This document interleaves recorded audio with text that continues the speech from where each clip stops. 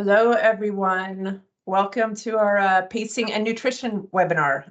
I am Meg Anderson. I'm the marketing manager for our West Coast races here in North America.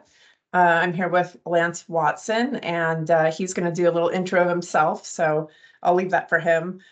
Real quickly, if you have any questions, just drop them in the Q&A. There's a Q&A button at the top of your screen. Just click there and add questions, and we will get to all that we can. We've got a lot of content today, so we're not going to be able to get to all of them.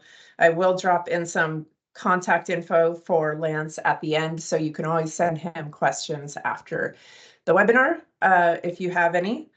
And then also, as far as the recording, if you are here now, if you're attending, you are going to be sent a recording automatically after the webinar, even if you leave 5 minutes into it. So don't worry about that. And I will also be sending out YouTube links to both this webinar and the swimming webinar we had a couple weeks ago. So if you miss any of it, don't stress. We are recording it. And I think that is all I have, and I will hand it over to Lance Watson. Thank you, Meg. Appreciate the intro. First of all, don't leave after 5 minutes. Hopefully I'll be more engaging than that. Thanks for coming out, everybody, today. Awesome to have this opportunity to share information with you. I'm going to do a screen share to a presentation, so just bear with me for 1 second.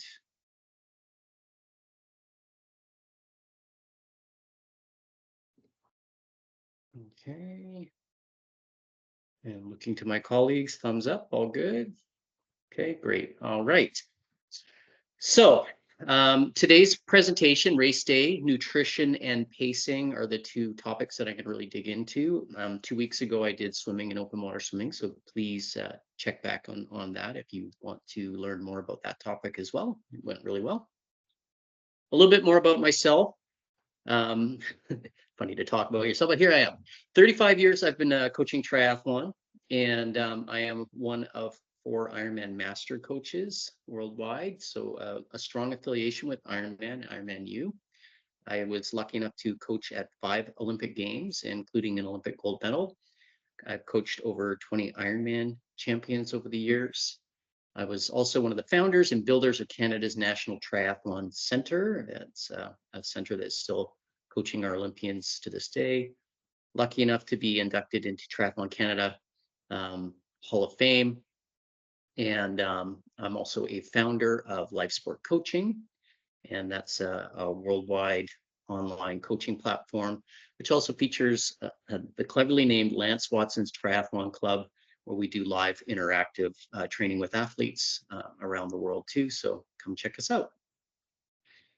And the reason I go through all this is basically I've been spending a lot of time in this sport, and I've been really digging in, dialing in some of the finer points of how to get through your day successfully on the nutrition front and on the pacing front.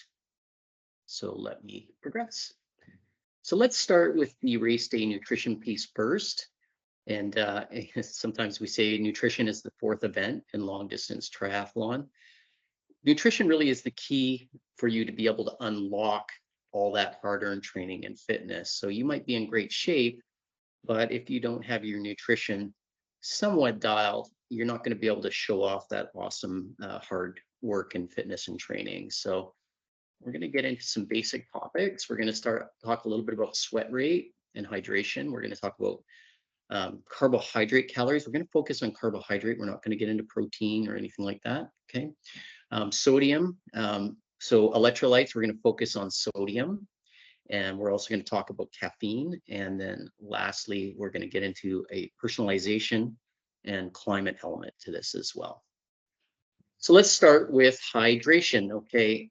On the most basic level, what do you notice when you work out? If you're riding your trainer in the basement in your personal pain cave, do you have a light dusting on your forehead, or are you sitting in a pool of sweat? Are you a heavy sweater?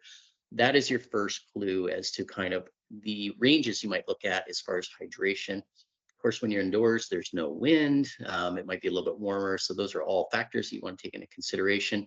But pay attention to what you typically observe Where does sweat come from? Okay, so sweat comes from your blood plasma circulating through your body. You get hot, it works its way up to the skin, becomes sweat. And what that means is the more you sweat, the more your blood plasma volume drops. And that's measurable. And it's easy to lose a liter within the reference of an endurance event. And every sweating dehydration study that you read will point to reduced performance and perhaps even putting yourself in danger if you let yourself get too dehydrated. So one way that we work on determining sweat rate is actually by weighing yourself and weighing sweat loss. So we pre and post weigh training sessions before you get out. And what I would want you to do is to pay attention to how much fluid you consume within that training session. So let's say you go up for a 3-hour ride and you go through 3 large bottles of water. So you go through, 60 ounces, something like that, or you go through 2.5 liters within that time frame. And you get back, and without obviously guzzling a big bottle of water, eating a sandwich first, you get back on the scale at the end of your session. Now, if you are even weight, it means you did a great job of your hydration and you have consumed as much as you sweat. If you've dropped some weight, now the beauty of metric is 1 kilogram is 1 liter. So if you went through 2 liters of water or hydration fluid and you're down 1 kilogram, that means that you're down 1 liter of fluid. That means you need to pay attention the next time out and make sure you proportion a slightly larger amount of fluid per hour throughout your event. And the other thing you want to pay attention to there is intensity level, because you're going to sweat more at higher intensity. And you also want to pay attention to climate change too, or what the weather is doing on one day and the other. So it's not something that you just do once and you got it figured out. It's actually something that you can do regularly, intermittently for some of your key sessions.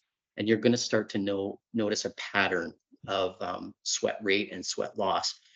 And the reason I want you to do that is because I want you to get to the point where you're on race day and the sun comes out and it gets hotter, or it goes behind the clouds and it chills down, or you're like a lot of races, you come in the water, it's a little bit cooler in the morning and gradually gets warmer as the day goes on. I want you to have a pretty good idea of what your sweat rate does in different conditions over different durations of time. So you can actually make an educated decision about making adjustments on the fly where you're out there on race day. Okay.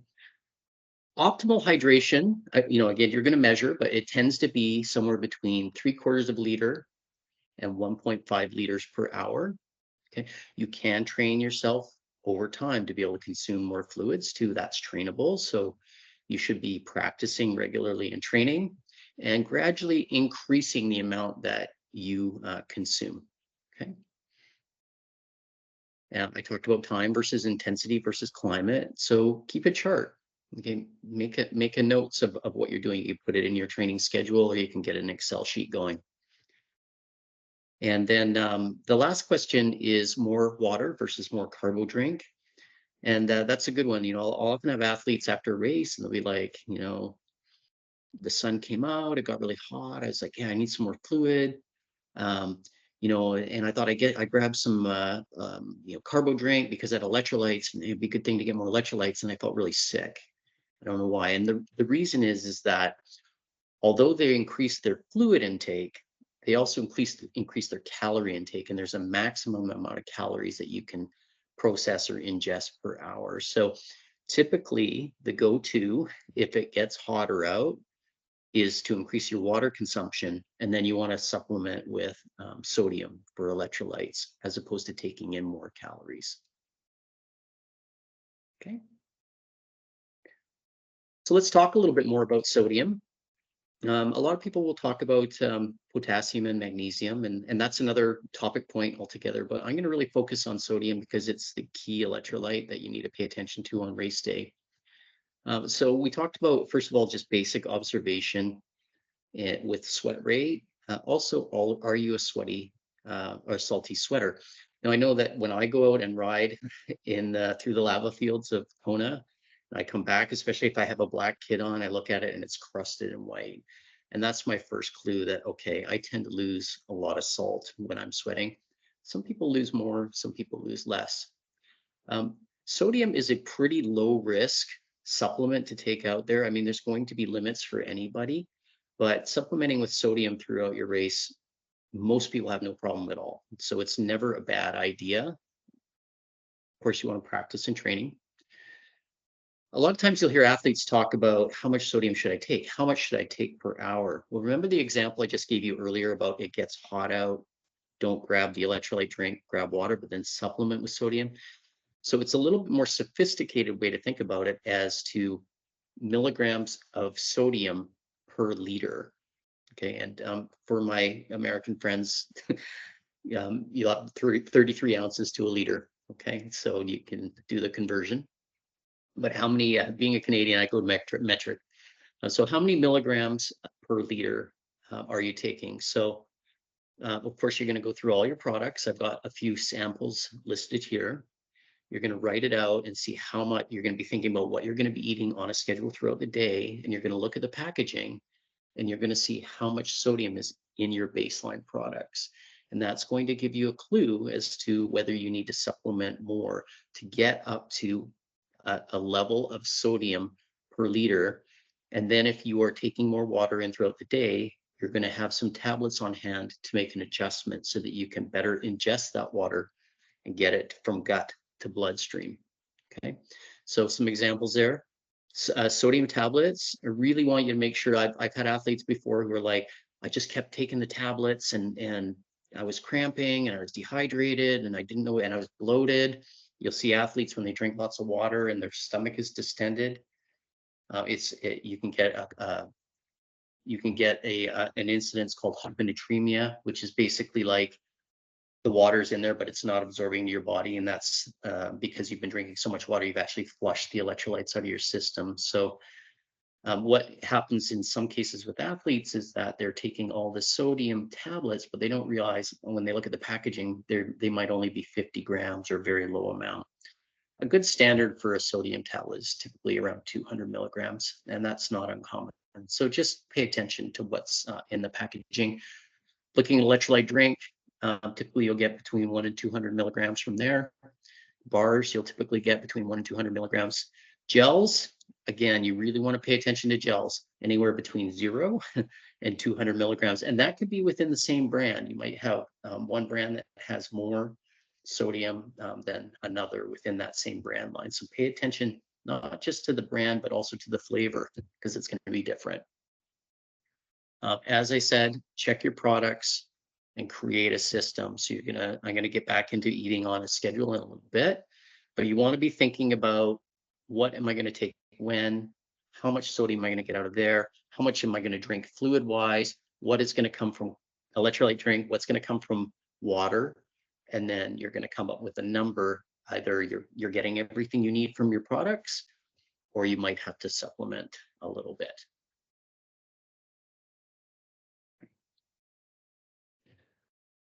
All right. Any pressers out there for questions before I move forward to caloric intake? We can take one question. Go ahead.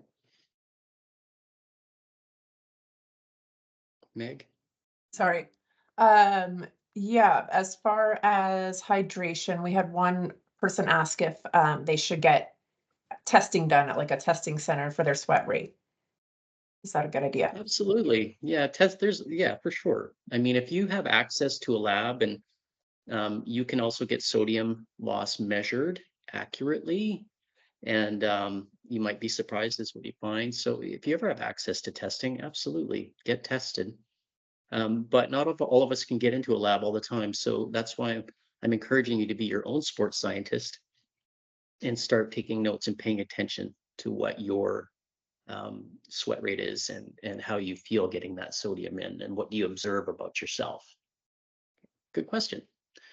All right, next slide, caloric intake. Okay, so I focus on carbohydrate. I know there have been different theories over the years about putting fat in your diet. Some people talk about training, depleted.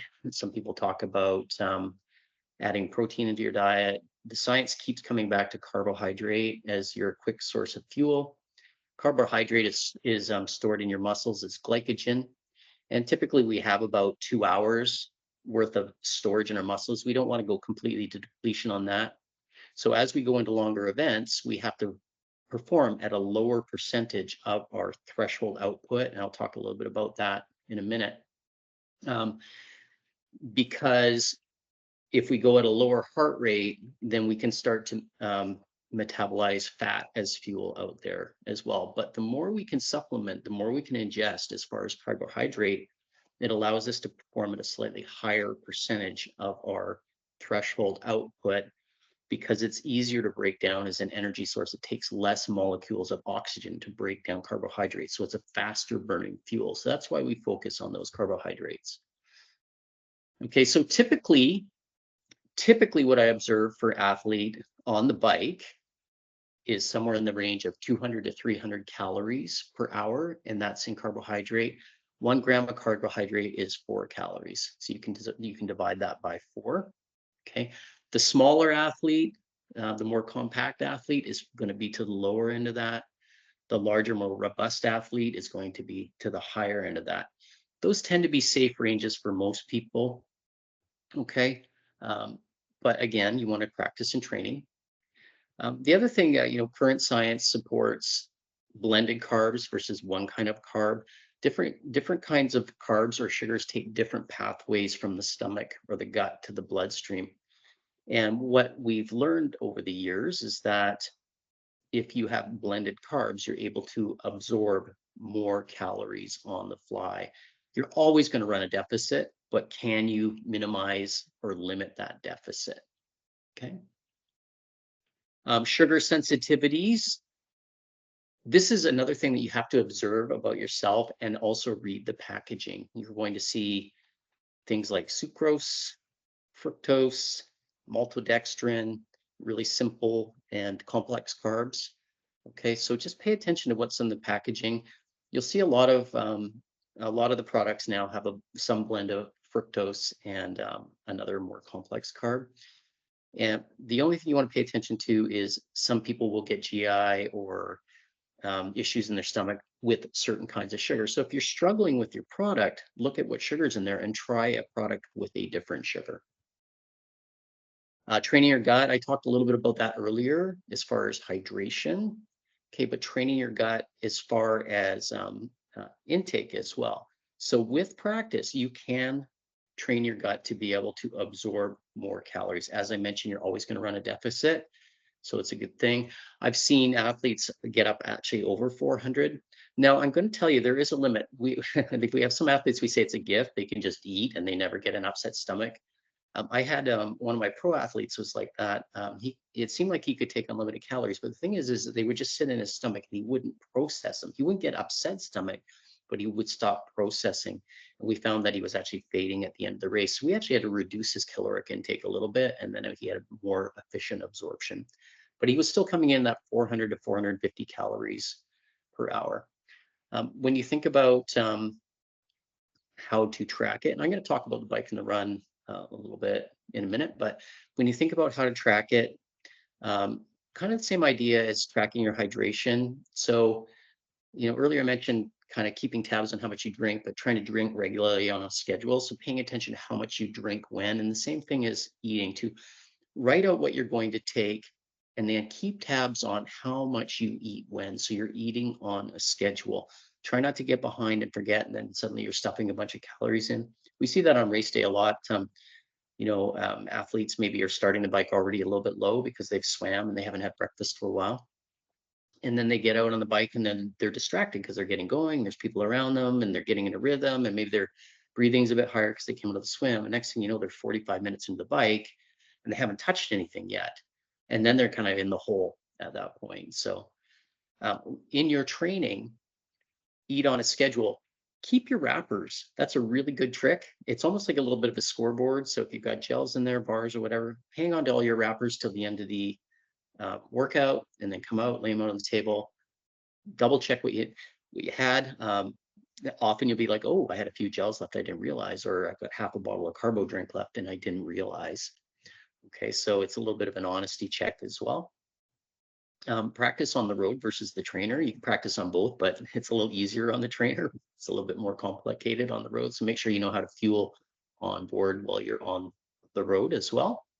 Okay. Be systematic, but be intuitive as well. So your body does go through absorption cycles out there. There'll be times where you just know you can eat just a little bit more. So it's not nervous eating. It's like, oh, I actually feel pretty good. I think I can take a little bit more in. You'll often find that's relative to what's going on in the course. So if, say, if the temperature comes down a little bit, your heart rate may come down a little bit, you can process. Okay. You might get a little bit of a tailwind, your heart rate comes down, you can process. Okay. You might be having just come down off a hill onto the flat and your heart rate came down. You feel like you can process. There is an inverse relationship between heart rate and your ability to process calories. So I'm going to give it to you in the most basic terms. If you go and sprint a mile on the track, you're not going to be able to eat anything, right? Heart rate's up here, breathing's up here. If you go for a walk, you can eat a sandwich. If you're walking, for a long period of time on the Ironman course, your heart rate's going to come way down. You're going to be able to eat.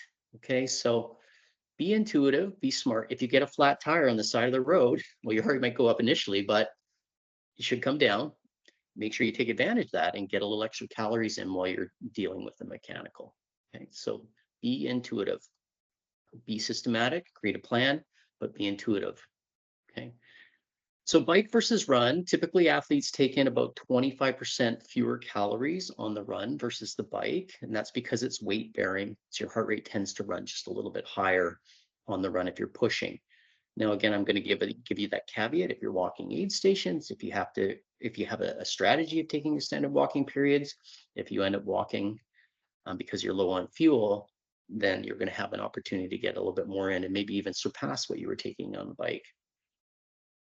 Some athletes focus on what they take early in the bike versus late in the bike. So if you want to have solids, bars, early in the bike is good because you have time to process, and then you might switch to gel or liquid late in the bike because, again, you're getting ready to transition and go on to the run. So you want to make sure that you're not carrying solid in your stomach if you're going to be pushing the run just a little bit.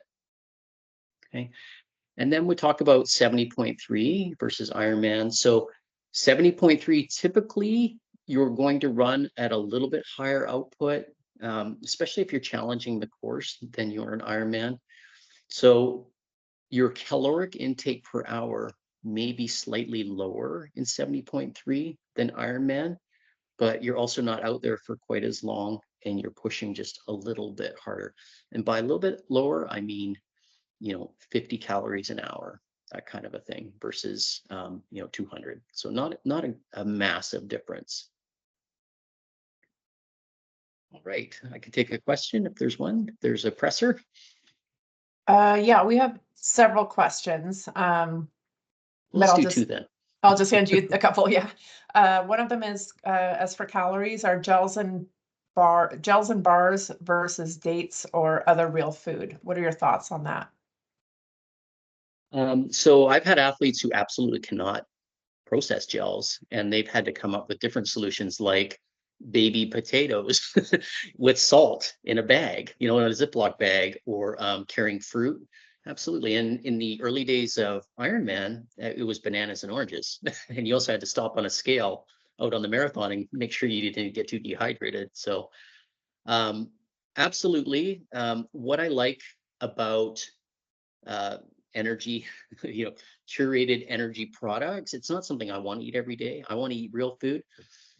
It's packaged, it's measurable, you know exactly what you're getting. It's easy to transport. It's not going to spoil. So my advice is eat really well in your day to day, and then find a energy product that works for you. If it doesn't, then look for another solution. Okay, and one more kind of related question: drinking versus eating your calories during the race. Yeah. So some people have to drink their calories. They just can't get the gels in. They just can't get the bars in. And if that's you, that's totally cool. I really like gels because, again, it's a bit of a scoreboard, at least on the bike. And then when you get to the run, then you've got cups at aid stations, so you can have a sense of how much you're getting there.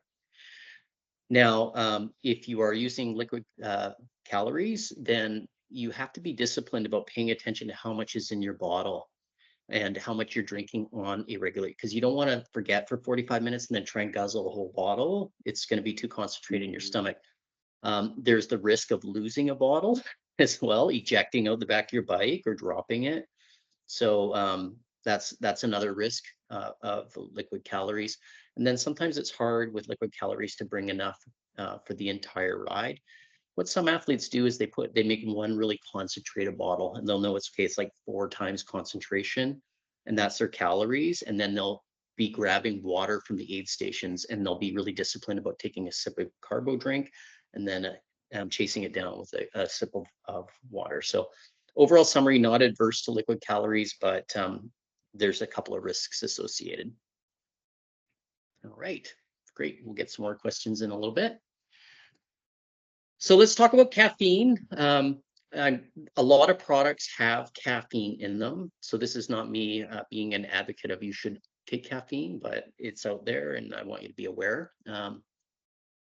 Caffeine is a performance enhancer. There's a bazillion studies, increases the firing rate of neurons, inhibits pain receptors. There's some discussion of whether it frees fatty acids as fuel to help with glycogen sparing. So a couple of interesting elements around there. Of course, does it work for you? It's a laxative, it's a diuretic. So those can be concerns on the race course. So when you're thinking about your caffeine, if you're going to take caffeine, you want to think about how much and timing it as well too. And I've got a great picture of a gel there. So this gel, this is one of our partners right now. It has 100 milligrams of caffeine in it. So that's quite a lot of caffeine. It's not necessarily a bad thing, but if you get to an aid station and you're like, man, I really need to pound a couple gels and bonking, and you take 2 or 3 of these in a row, your eyeballs might be shaking in about 10 minutes because it's a lot of caffeine to take in all at once. So most of the studies we did at the National Sports Center suggested in the neighborhood of 200 milligrams every 3 hours. Okay.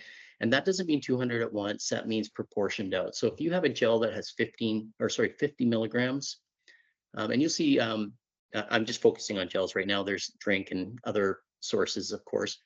But if you have a gel, it may have 0, may have 25, may have 50, may have 100. So know what's in the package. If you have a 50 milligram gel, then you probably want to be alternating. If you're doing 2 gels an hour, 1 caffeine, 1 non-caffeine, and you're going to get the right amount. But just make sure that there's some planning associated with that and you don't make the mistake of overdoing it. And if you're hoping to get some caffeine, you know where it's going to be coming from as well.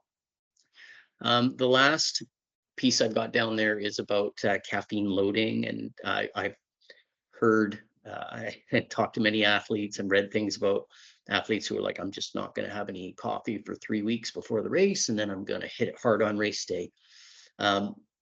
There's no science that supports that. And if you're a person who likes their cup of coffee every day, I'm going to say that your training performances in that last 3 weeks might drop as you're getting ready for your race. So just like anything, there's not a lot of silver bullets in this sport. Just stick with tried and true and what works for you. And this is the last piece. So this is putting it all together on the nutrition end, eating on a schedule. Okay. So in this case, let's say you're taking 1 gel per hour, and you might take 2, but we're going to go through this example.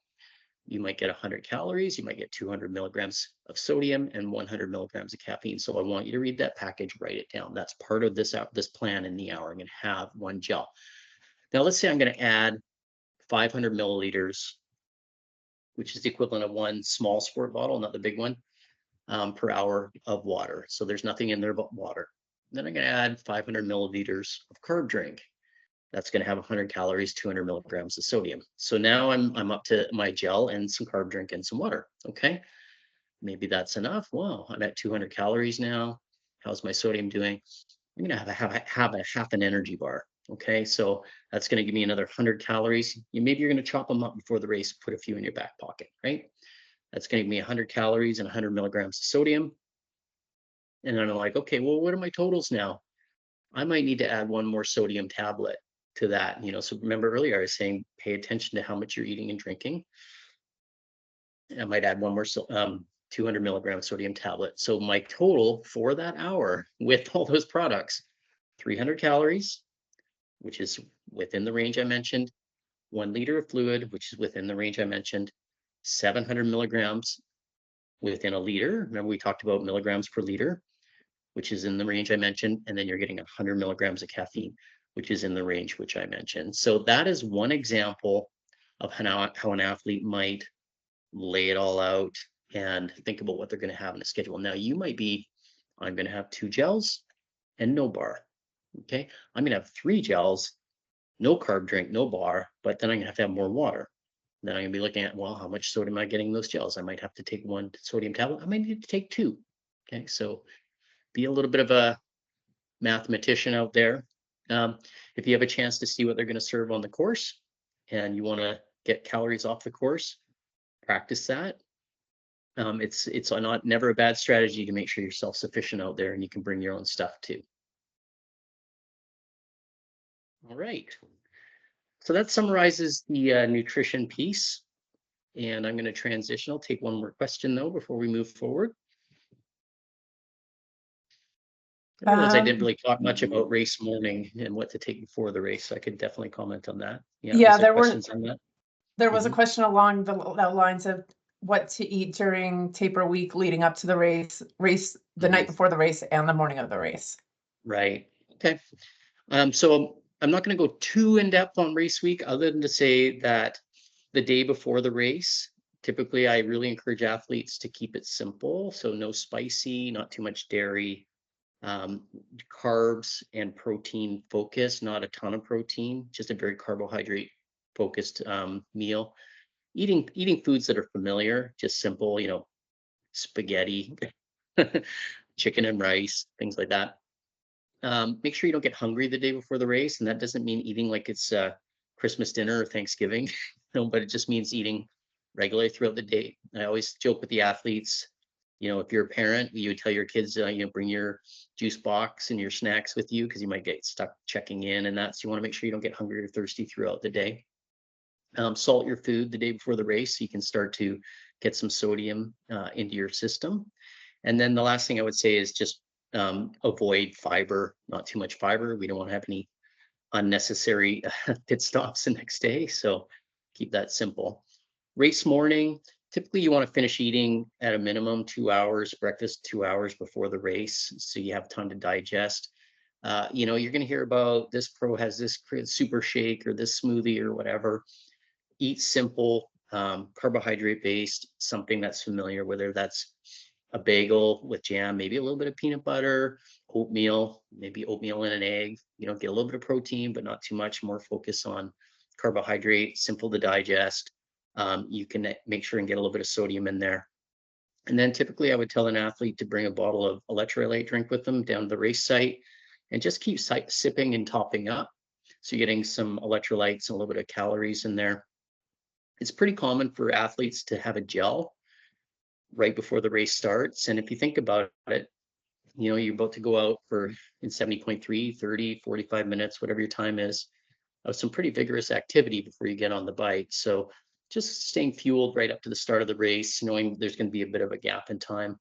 Ironman, you're out there for a lot longer. So definitely you want to be ready to, you want to stay fueled and be ready to fuel up pretty early once you start the bike. I think the other thing I didn't mention is, when you start the bike, your heart rate tends to be pretty elevated. And if you swim in salt water, you might have ingested some. So typically I'll tell athletes for the first 5 minutes or so, just sip a little bit of water, but wait until your heart rate levels off before you get into your nutrition ingestion routine on the bike. Okay. All right, I'm going to push forward onto the next slide, and then we'll definitely stop for some more questions. And if there's time at the end, we can do some more nutrition questions too. I know there's always lots of nutrition questions.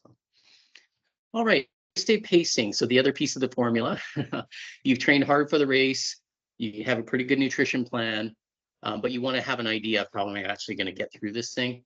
Now, I will mention that some of the other coaches, some of the other life sport coaches will be coming on in future weeks and talking about the specific challenges of different races that are coming up in the series. So I really encourage you to tune into your race.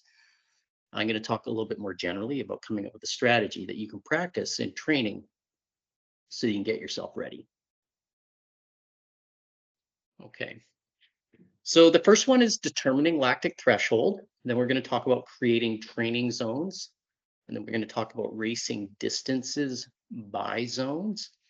And then we'll talk about heart rate, power, pacing, and course adjustments. And then the last is I'll share the fun little altitude and heat examples for you too, to see what happens, differences in athletes in different climates and environments. So we're going to talk about lactic threshold. You probably hear about this quite often and determining lactic threshold. So I'm going to go to the second point here. Lactic threshold is the point where lactic accumulates faster than the body or we can dissipate it. So you start to accumulate lactic acid.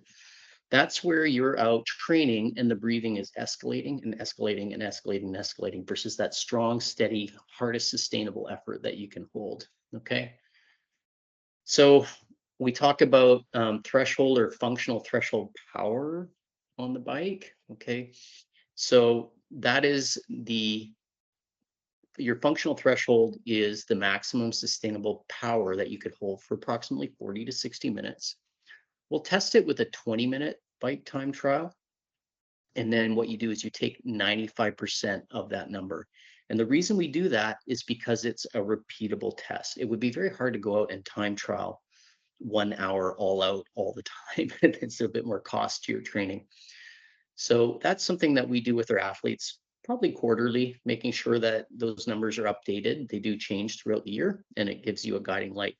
Now, the higher your threshold is on the bike, all your other training zones will react accordingly. So if your threshold is stronger and you have a good base of endurance, the output for your endurance levels will also go up along with that threshold. So that's an important number to learn. Okay. When we talk about heart rate, we talk about where heart rate will tabletop during an extended threshold effort. So if I'm looking at a training file, and if it's a linear line up, the athlete is performing at above threshold because the heart rate never levels off. It's going up and up and up and up, and they're getting anaerobic. Okay. If it's really low and even, then they're probably aerobic. Okay. Typically, if we see a heart rate that kind of goes up and then tabletops, that's where you're at that threshold level. If you feel your perceived effort that's like, this is hard as I can go, but being sustained and it tabletops, that's where your threshold heart rate is as well. If you really have it nailed, you have your heart rate zones will align pretty closely with your power zones. I'm going to show you another chart on this in a second, by the way. Okay. So pace, maximum sustainable pace, and I've got in brackets, or power for 40 to 60 minutes. So if you're a runner, that's your 10K race pace. That's, you're going to go out and run 10K as hard as you can. Whatever pace you hold, you're going to heart rate, that's where your heart rate is. Your 5K race pace is going to be a little bit above that threshold level.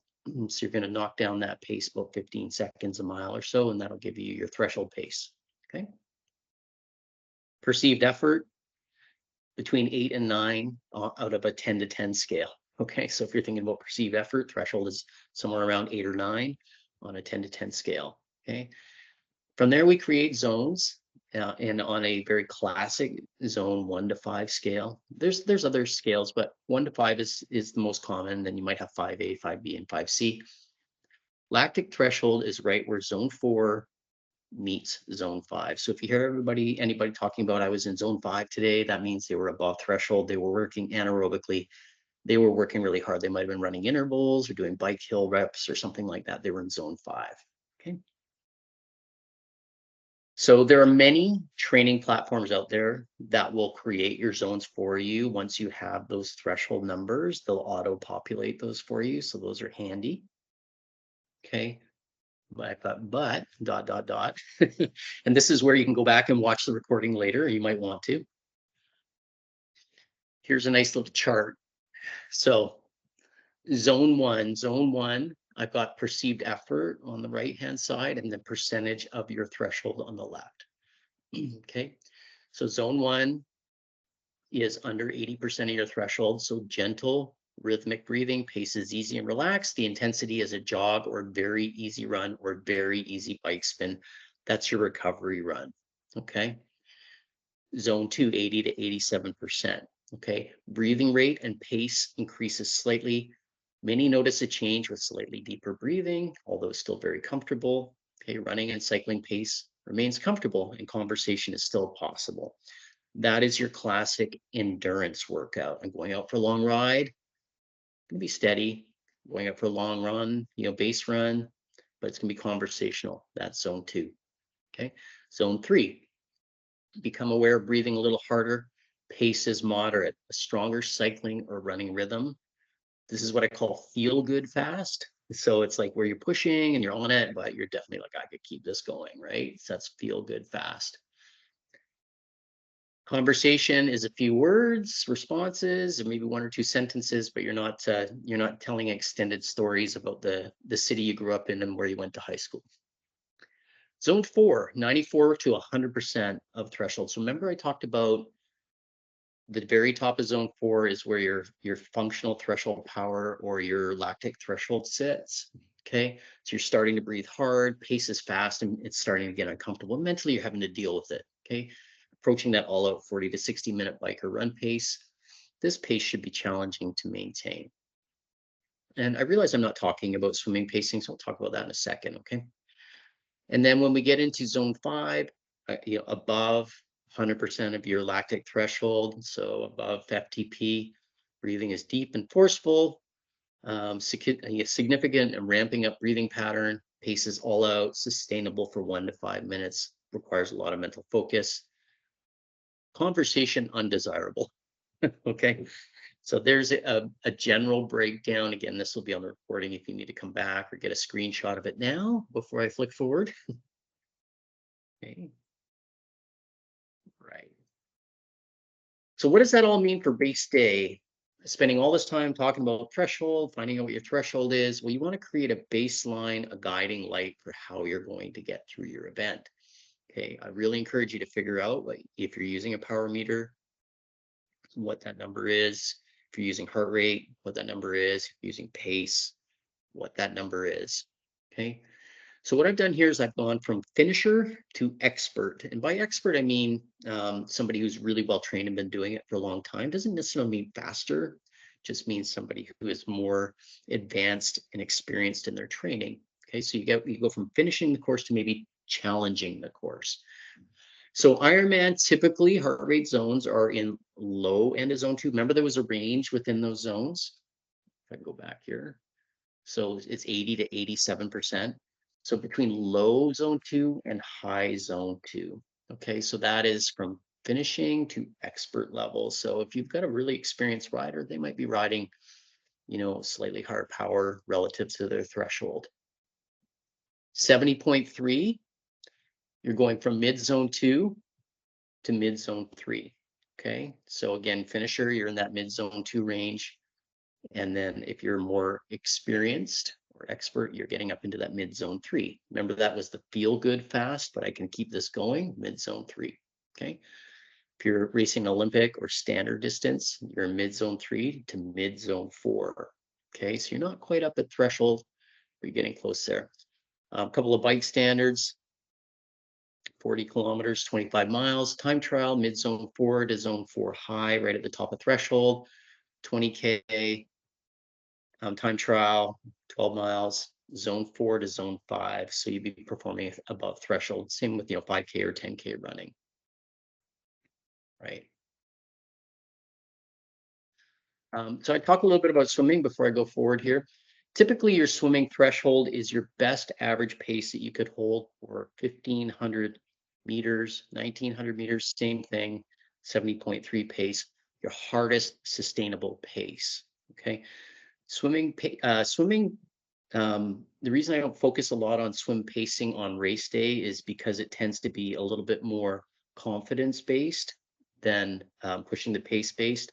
If you're trying to finish a swim, typically you're swimming aerobically at a steady rate. So you might be what would be the equivalent of zone 3. Okay. And the idea is just to hold a nice rhythm, get through. If you're a well-trained swimmer, swimming actually can almost act independently of the bike and the run. So if you're really trying to perform in a race, you can race the swim in zone 4 and you'll still recover on the bike. Again, if you're well trained and you're a very experienced swimmer. If you're just trying to survive the swim and get to dry land, you might start in zone 1 or zone 2, almost like you're going out for a jog, and then just see how it goes. But start with low heart rate and calm. And again, I'll encourage you to go back and watch my swim presentation from 2 weeks ago. Okay. So some other racing considerations around heart rate, power, pacing. What do you use and when and why? So the first thing is power is definitive. Power is power is power. Wattage is wattage. So you are getting an absolute measure of what you're doing on the bike. So it's an excellent guiding light. Of course, there are going to be a couple of confounding variables. Okay.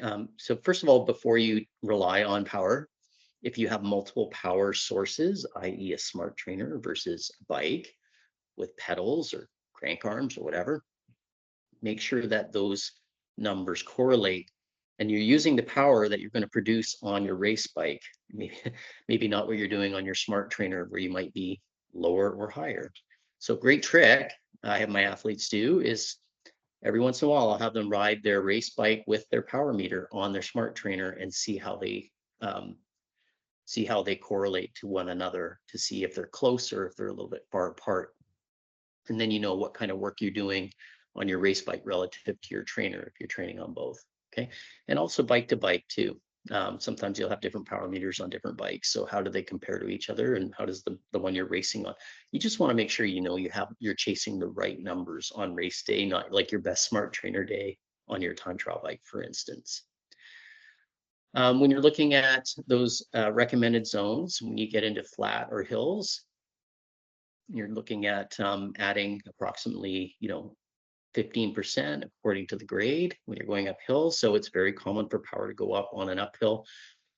I like to have athletes put a ceiling on that. It's easy to really crank the power up, get out of the saddle and start pushing.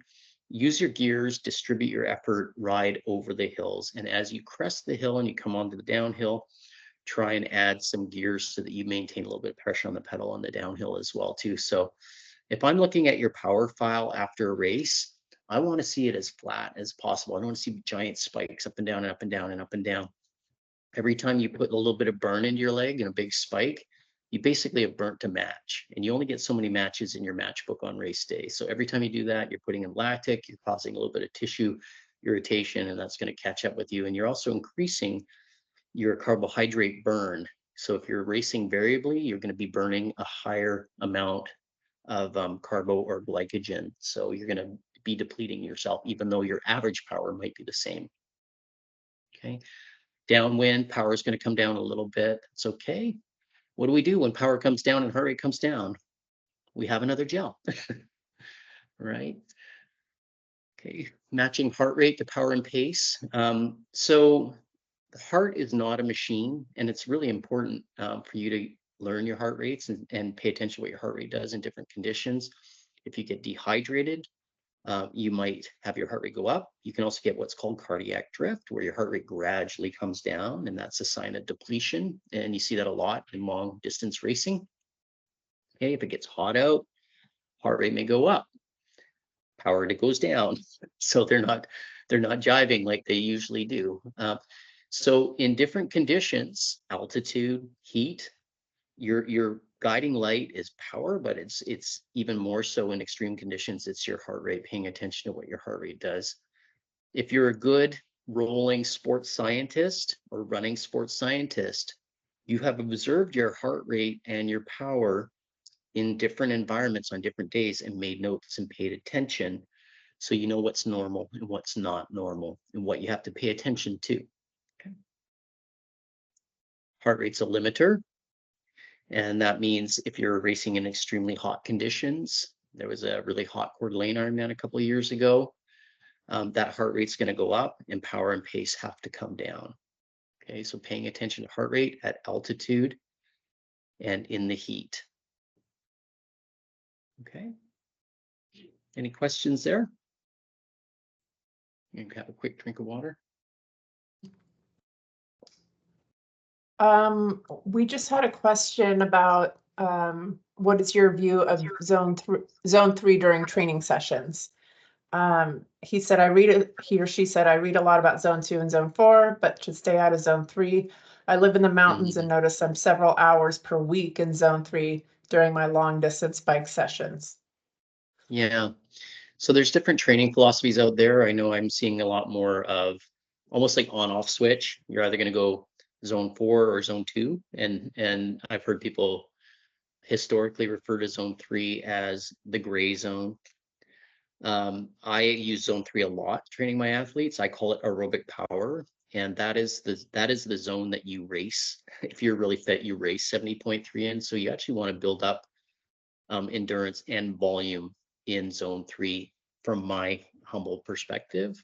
At least practice it some. It's hard to go out and race at a level that you never practice. So I might give athletes something like 3 times 20 minutes with 15 minutes recovery in zone 3, placed within, say, a 2.5-hour ride. And that's a real kind of meat and potatoes 70.3 builder type workout. And then maybe have a brick run off the bike as well, where they do 4 to 6 times 5 minutes at goal 70.3 pace with a little bit of a break. So, which again would be practicing zone 3 running. So yeah, I'm an advocate of zone 3. I think that's the short answer. All right. Just final slide. Had a little bit of fun here. So if you're seeing astronomical numbers here, that's because these are from professional athletes. So on the left are 2 20-minute samples from the same professional athlete, male athlete, okay? And that's altitude versus sea level. So this particular athlete lives in Colorado, but does training camps in Arizona. And I wanted to show you the difference between training at 6,000 feet and at sea level, okay? So if you look on the left, you've got average power, normalized power, 349 watts. This is from a 20-minute duration within a workout. And you can see heart rate is at 168, okay? Maxing at 165 or 175, 168 heart rate, okay? Solid cadence, and you can see the speed. Okay, so, and this is on a flat course, flatter. All right, and now we go over here, and we've got same athlete, 368 watts. So that's a significant jump from there. And then we look at the heart rate, that's very close, 168, 171. That's a very close effort for this athlete. So when I talked about heart rate as a guiding light, if this athlete was taking his altitude numbers and going to race at sea level, he would probably be underperforming. He would be leaving some on the table because there's more oxygen. So his heart rate is lower at the same given output, or he can produce more power at a similar heart rate at sea level. Okay. All right, and one more is cool versus hot climate. So again, this is a 70.3 race day. The first race is in cooler climate, and the second race is in Southeast Asia. Same athlete. And you might be like, wow, I mean, this is, a 1:15 half marathon off the bike. This is a 1:28. You might be, man, that athlete really blew up, had a terrible day. It was awful performance. Look how much slower that is. That was actually a competitive run split on that day. So let's look at the other metric then. This is in tropical, we're talking, 37, 38 degrees Celsius, very high humidity, well over 100 degrees. And this is in cool temperatures. Average heart rate 159, running 115 pace, average pace 332 per kilometer. Okay. Average heart rate 166. So significantly higher heart rate, average and max. Pace 411. So 40 seconds a kilometer slower at a higher heart rate. So what this tells you is this athlete was working really, really hard to run a lot slower. Now, if he wasn't aware of that, that could be psychologically defeating. And you're out racing and you're like, I'm going so slow, I must be having a terrible day. Like biomechanically, you would be feeling so different. But in this case, he persevered and actually podiumed in this race with that run split. So that's a good lesson there. Okay. Okay, so that is the end of my presentation. I'm going to encourage you, there's a Calendly link out there if you need some help or you have more questions specific to this topic or anything else around your season. Feel free to look us up. We have a couple of our coaches here today who've been helping out as well. Juliet, Jeff has just joined the party as well. So Juliet at lifesportcoaching.com. She's happy to answer questions or forward some my way also. Share your goals with me. And thank you so much for coming. I'm going to spend another couple of minutes here. If there's some pressers, we can go back to the nutrition piece if we need to, or talk a little bit more about the pacing element as well. I'm just going to stop the screen share here.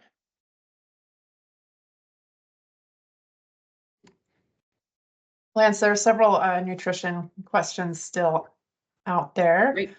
I'll just, let's see. How does age affect nutrition and hydration? Man, that's a good question. I know. Yeah, no, it's interesting. I know a lot of the times as athletes age, they actually sometimes find their appetite goes down in general, but there's still a calories in, calories out mode. I mean, that's a very simple way of putting it, but I would suggest that as you age, particularly make sure that you maintain your protein levels throughout your regular diet, because we do tend to atrophy or lose muscle mass as we get older. So protein, make sure you replace what you burn, and make sure you keep going to the gym. That's another big one for an aging athlete. And then, sorry. What That's okay. about, I put you on there's the a lot. spot. How good is just regular Gatorade as far as a carb drink or carbohydrates? Regular Gatorade? Yeah, Mhm. regular Gatorade works for a lot of people.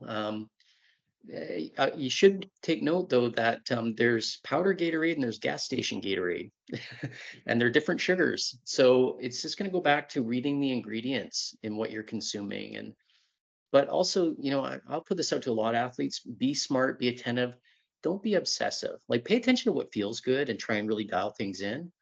But if you're out on a ride and you need calories and that's what there is, then Gatorade for sure. Yeah, I know a lot of successful athletes who've raced at a professional level in the Ironman events. And I think one more question that is, people will appreciate it. This person gets confused by the labels on the different electrolyte products. Should you just be looking at sodium, or are there other ingredients you should be looking for? so I primarily focus on sodium. I really do. And I think if you were going to, there are some athletes who do need to pay attention to magnesium and potassium. And in that case, you might be wanting to work with a nutrition specialist or expert, and have some blood drawn and really figure out what's going on in your body. But sodium is the one electrolyte that is a common factor amongst all athletes, and has long-standing science behind positively impacting performance by helping you absorb the fluids that you drink. So yes, short answer is primarily pay attention to the sodium. If you get a product that is advertising elevated levels of magnesium, for instance, for performance benefits, it's unlikely. It's unlikely you need it, but you may. Don't want to fence sit on that one, but yeah, I know there's a lot of strong opinions out there on that topic. Great. Okay, should we have time for one more, or should we call it a day? Not to put you on the spot, Meg.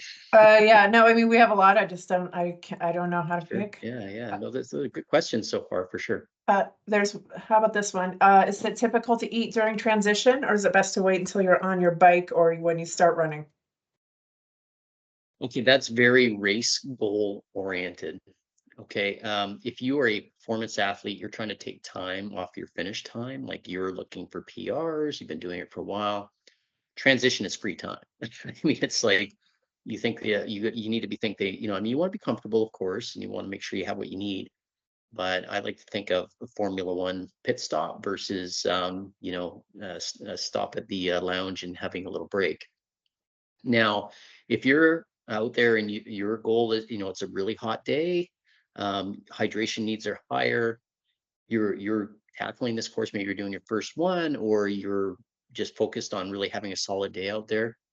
Absolutely. Take your time in transition, get some calories in, get some fluid in, grab a bottle to bring with you for the start of the run, rather than relying on aid stations, and start sipping as you're leaving transition as well, too.